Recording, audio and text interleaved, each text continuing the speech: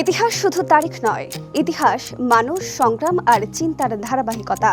একটি দিন আমাদের মনে করিয়ে দেয় সময়ের স্রোতের টানে কতটা উল্টেছে পাতা, যার বিশ্লেষণে ফুটে ওঠে উত্থান, সৃষ্টি, পতন, স্বচ্ছতা ও নিষ্ঠার গল্প। রূপ নেয় সভ্যতার রং, বলে দেয় কতটা ও কিভাবে বদলাতে পারে তা। অভিজ্ঞতার ঝুলিতে বুলি ফোটাতে পারে এই একটি দিনের তথ্য, কারণ তাতে মিশে থাকে একাধিক গুরুত্বপূর্ণ ঘটনা ও সেই ঘটনার সাক্ষী। সুপ্রিয় দর্শক, এনটিভি অনলাইনের বিশেষ তথ্য পরিক্রমা এই দিনে স্বাগত জানাচ্ছি আমি ফাহাদিয়া মিতু।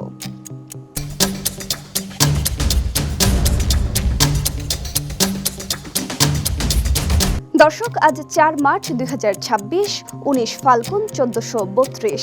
চলুন ফিরে যাই আজকের দিনে, দেখি বিভিন্ন সময়ের এই দিনে কি কি ঘটেছিল শিক্ষা, সমাজ, অর্থনীতি, বিজ্ঞান, ধর্ম, রাজনীতি প্রভৃতিতে।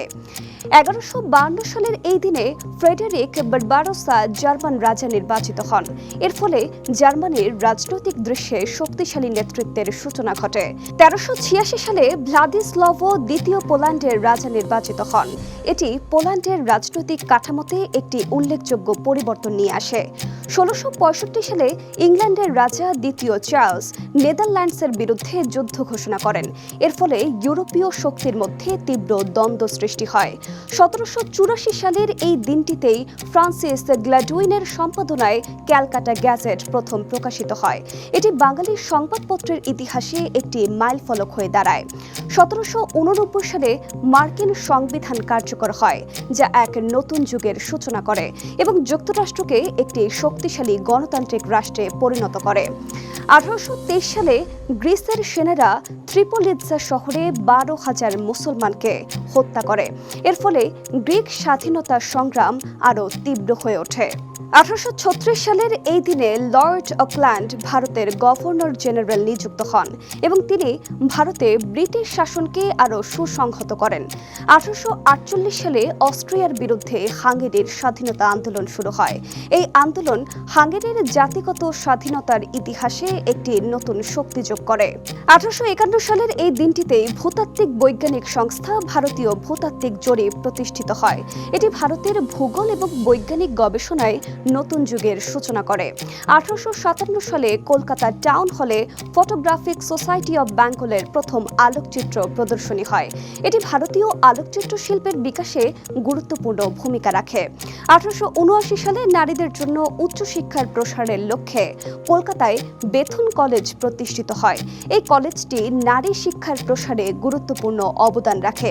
১৯৩৩ সালে ফ্রাঙ্কলিন ডেলানো রুজভেল্ট অভিষেক হয়, যা যুক্তরাষ্ট্রে এক নতুন রাজনৈতিক যুগের সূচনা করে।